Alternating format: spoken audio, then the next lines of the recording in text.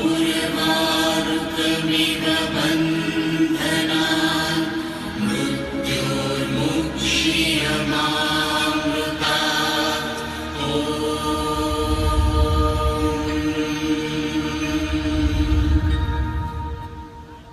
मैं महासमुद्र हूं।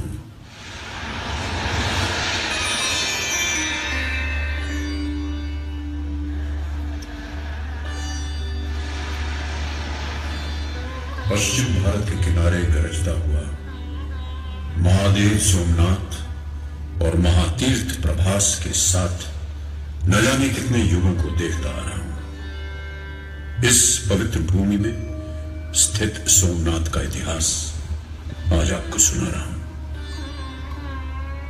स्कंद पुराण हमें इस तीर्थ स्थान के आरंभ की कहानी बताता है।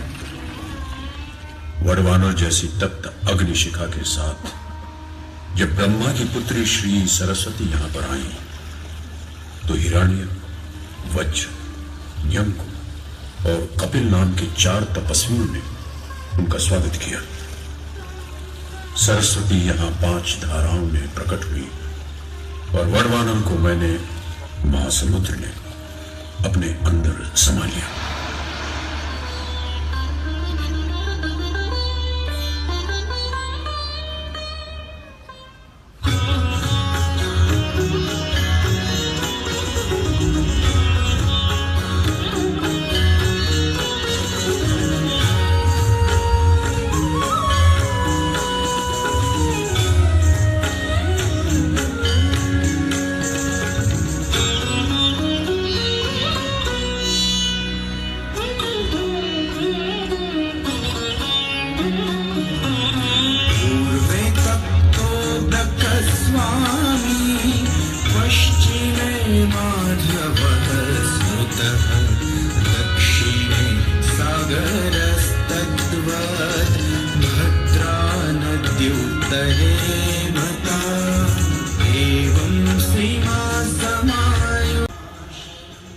और ये सुंदर दिखने वाला सोम।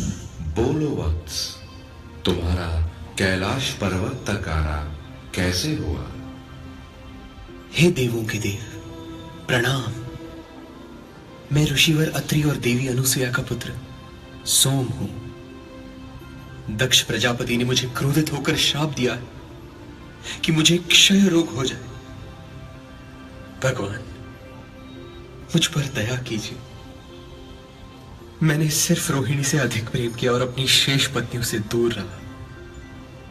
यह शाप उसी का परिणाम है।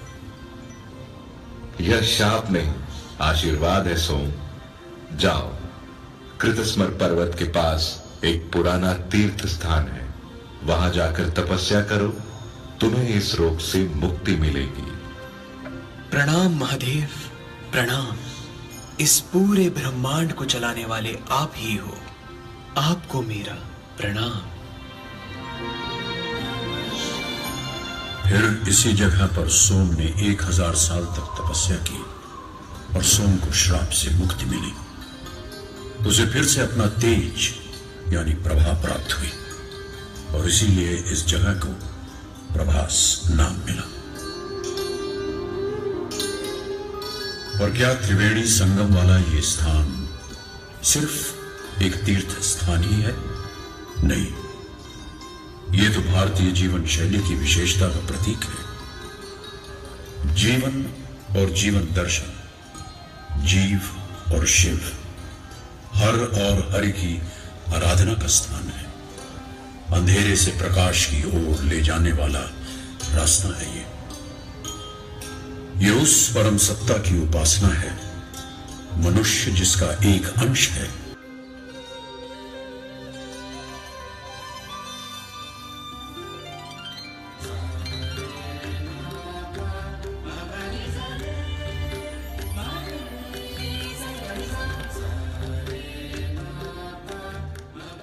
$7,99,25,100 से ज्यादा वर्ष हो गए उस बात को।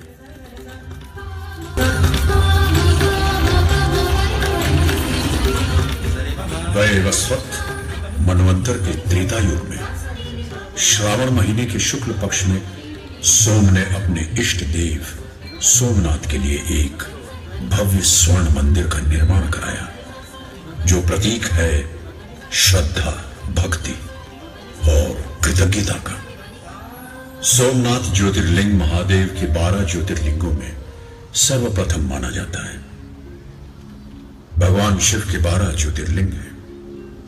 सोमनाथ गुजरात में, मल्लिकार्जुन आंध्र प्रदेश के श्रीशैलम में, महाकालेश्वर और ओंकारेश्वर मध्य प्रदेश में, केदारनाथ हिमालय में, त्र्यंबकेश्वर, भीमाशंकर और घृष्णेश्वर महाराष्ट्र में, विश्वनाथ काशी उत्तर प्रदेश में, नागेश्वर द्वारका गुजरात में, बैद्यनाथ झारखंड में और रामेश्वरम तमिलनाडु में स्थित है।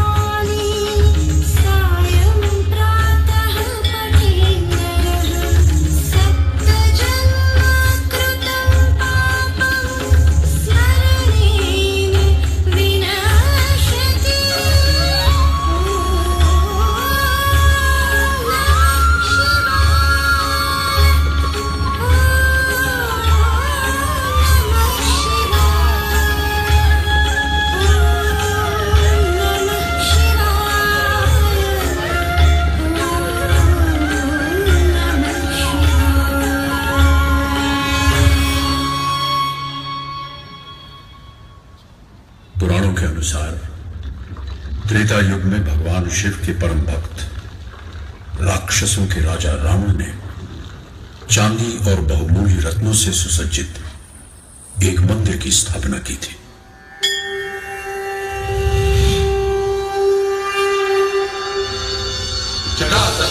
जल प्रवाह पावितस्थले करेवलंब्य लंबिता भुजंगतुंग मालिका दमट्टमट्टमट्टमन्निनादवट्टमर्वयं चकार चंड तांडवं तनोतु न शिव शिवम् जटाकटा समप्रमप्रमं निलिम्बनिर्जरी विलोलवीचि वल्लरी विराजमानमूर्धनि तगस्तगस्तगज्ज्वलल्ललाटपट्टपावके किशोरचन्द्रशेखरे रति प्रतीक्षणम् नंदनी विलास बंधु बंधुर सुरस्तिगंत संतति प्रमोदमान मानसे कृपा कटाक्ष धोरणी निरुद्ध दुर्धरापति पति दिगंबरे मनो विनोद में वस्तुनि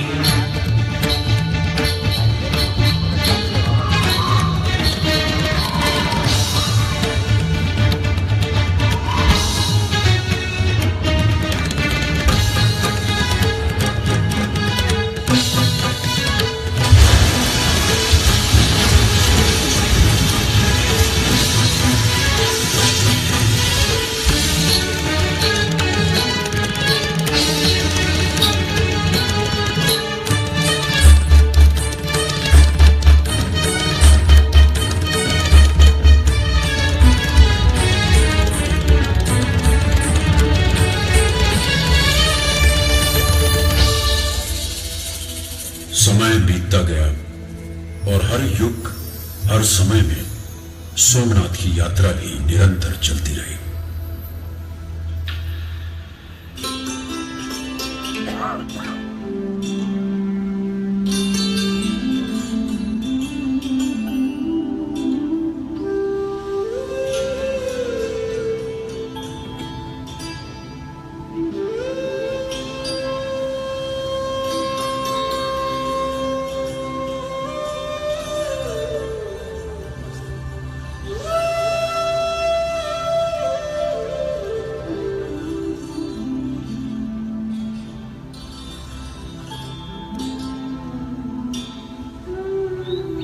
सुना आपने श्री कृष्ण की बंसी का स्वर।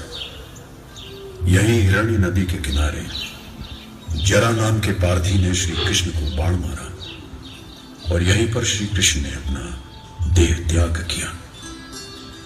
पर वो तो श्री कृष्ण की बस लीला थी। कृष्ण तो स्वयं मृत्युंजय है, उन्हें कोई मार नहीं सकता। उनके जीवन का संदेश भी तो यही है, आत्मा अजेय है, अमर है, वो कभी नहीं मरती। राधा के प्रेम में समर्पित हो जाने वाले, सुदर्शन चक्र उठाने वाले और कुरुक्षेत्र में गीता का प्रबोधन करने वाले, सत्य, प्रेम, भक्ति और शक्ति के पुजारी श्री कृष्ण महाभारत युग ईसा पूर्व 3102 में चैत्री शुक्ल प्रतिपदा की दोपहर 2:27 में इसी जगह अपने मानव शरीर को छोड़कर चले गए। हरि और हर के मिलन की ये एक अद्भुत कहानी है।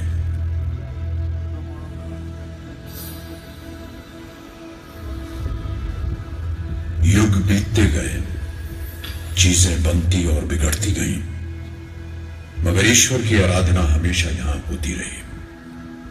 भगवान, भक्त और भक्ति की आराधना यहां गूंजती रही। स्कंद पुराण के अनुसार दूसरी सदी की शुरुआत में भगवान शिव के भक्त पाशुपत ब्राह्मणों ने यहां शिव समुदाय को मजबूत किया। 349 ईस्वी में प्रभास बंदरगाह में व्यापार बहुत ही फल फूल रहा था।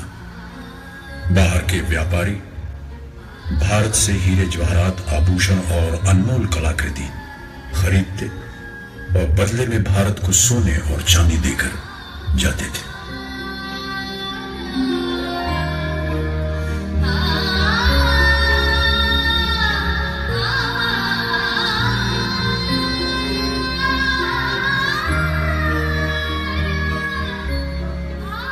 मंदिरों में बजती घंटियां, मंत्रों के स्वर और बाजार में सोने के सिक्के की खनखनाती आवाजों के बीच मैं इस वैभव को निहारता रहता। ज्ञान और संस्कृति का अनोखा मिलन यहां की पहचान बन गया। भारतवर्ष का ये स्वर्णिम काल था। ईसा की 8वीं सदी में चालुक्य और प्रतिहार राजाओं ने मिलकर इस मंदिर का तीसरी बार निर्माण करवाया। सोमनाथ मंदिर में हीरे, मोती, माणिक जैसे कई बहुमूल्य रत्नों से सजे कई स्तंभ थे और मंदिर के गर्भगृह के केंद्र में देवाधिदेव भगवान शिव का ज्योतिर्लिंग हवा में बिना किसी आधार के जमीन से ऊपर स्थापित किया गया। यह अद्भुत दृश्य देखकर सभी लोग आश्चर्यचकित हो जाते थे। मंदिर में 1 टन से भी अधिक वजनी सोने की घंटी सोने की भारी जंजीरों से बजाई जाती थी। हजारों पंडित मंत्रोच्चार करते थे। 500 से ज्यादा नर्तकियां भगवान शिव की आराधना में नृत्य प्रस्तुत करती थी।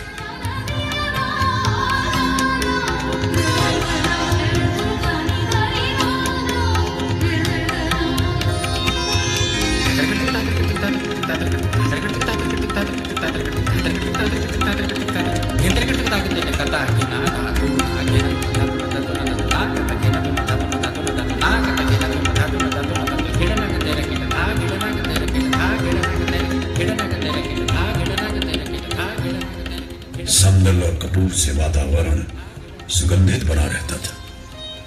उस पर भगवान सोमनाथ का सजा हुआ चमत्कारिक स्वरूप मानो धरती और स्वर्ग का संगम स्थल हो। भारत के अलग अलग जगहों से राजा, महाराजा, साधु, ज्ञानी, तपस्वी और भक्त यहां आकर भगवान सोमनाथ के चरणों में अपनी भेंट चढ़ाते थे। गुर्जर प्रतिहार राजवी नागभट्ट ने मंदिर की मरम्मत करवाकर इस पुण्य तीर्थ को फिर स्थापित किया और सोमनाथ की आराधना की। इसी समय सिंध के उस पार एक छोटे से कस्बे गजनी में महमूद तैयारी कर रहा था एक और आक्रमण की।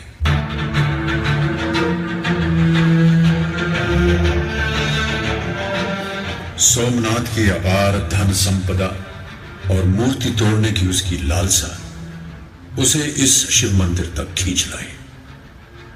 6 जनवरी सन 1026 को महमूद गजनवी ने 30,000 घोड़ों, 50,000 ऊंट और 84,000 सिपाहियों के साथ सोमनाथ मंदिर पर हमला किया। 50,000 शिव भक्तों ने मंदिर की सुरक्षा के लिए जान की बाजी लगा दी।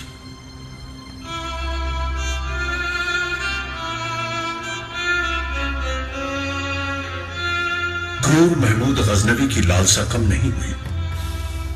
वह सोने, चांदी, रत्न भंडारों और आभूषणों को हजारों हाथियों और ऊंटों पर लाद कर ले गया।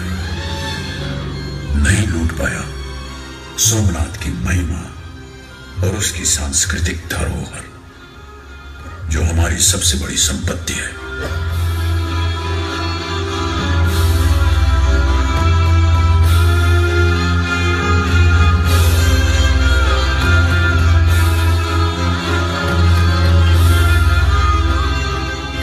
महमूद गजनवी का रक्त रंजित आक्रमण और भगवान की भक्ति में राजनर्तकी चौला देवी का नृत्य, ये इस घटना के 2 बिंदु हैं।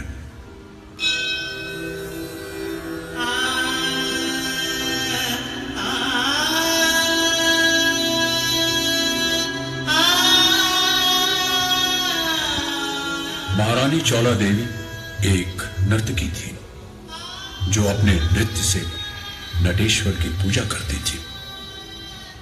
महाराज भीमदेव से उनका विवाह हुआ और वो महारानी चौला देवी को अपने महल ले गए। पर महारानी चौला अपने देव के दर्शन और सेवा के बिना नहीं रह सकती थी, इसलिए वो राजमहलों का सुख छोड़कर फिर से भगवान सोमनाथ की सेवा में लौट गई। उन्हीं के चरणों में नृत्य किया, वही उनका अंतिम नृत्य था।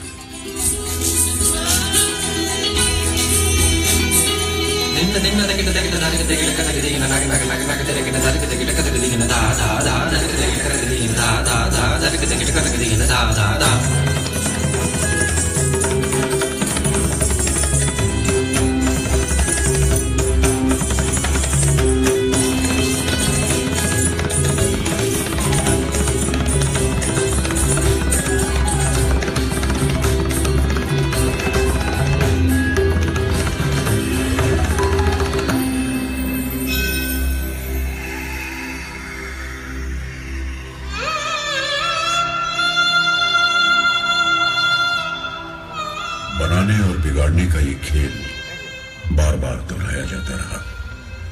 राजा और प्रजा मिलकर निर्माण करते रहे। राजवी कुमारपाल के समय में जैन आचार्य हेमचंद्र सूरी और शैव गुरु भाव बृहस्पति ने मिलकर सोमनाथ के जीर्णोद्धार का संकल्प किया और कुमारपाल ने सम्मति दी। सन 1300 में अलाउद्दीन खिलजी, 1345 में महमूद तुगलक, 1395 में मुजफ्फर शाह, 1490 में महमूद बेगड़ा और अंतिम आक्रमण किया मुगल बादशाह औरंगजेब ने। इन सब के अलावा पोर्तुगीज दी कैस्ट्रो ने भी अपनी नौसेना के साथ यहां हमला किया था। यह है वीर हमीर जी की समाधि। महमूद बेगड़ा के आक्रमण के समय लाठी संस्थान का ये राजवी पुत्र सोमनाथ की रक्षा के लिए निकला। रास्ते में वेगड़ा भील ने उसका साथ दिया। वेगड़ा की कन्या से हमीर जी ने विवाह किया। सोमनाथ के युद्ध में हमीर जी और वेगड़ा भील दोनों ने एक साथ वीर गति पाई। समरस भारतीय समाज की ये एक पहचान थी। एक शिलालेख के अनुसार इस युद्ध में सोमनाथ की सुरक्षा के लिए कुछ मुसलमानों ने भी अपने प्राण गंवाए। 1783 में इंदौर की रानी अहिल्याबाई होलकर और ग्वालियर के श्रीमंत पाटिल बुआ शिंदे ने मंदिर के अवशेषों के पास ही एक और मंदिर बनवाया, जो आज भी अपनी कहानी सुनाता खड़ा है।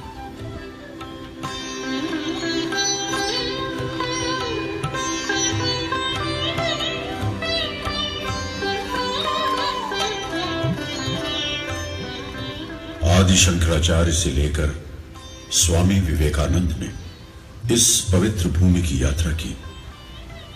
मुझे आज भी स्मरण है वो पल जब 1892 की एक दोपहर टूटे और बिखरे हुए जमीन के टुकड़ों के बीच स्वामी विवेकानंद जी ने आंख बंद करके भारत माता का साक्षात्कार किया। फिर स्वतंत्रता का सूर्योदय हुआ।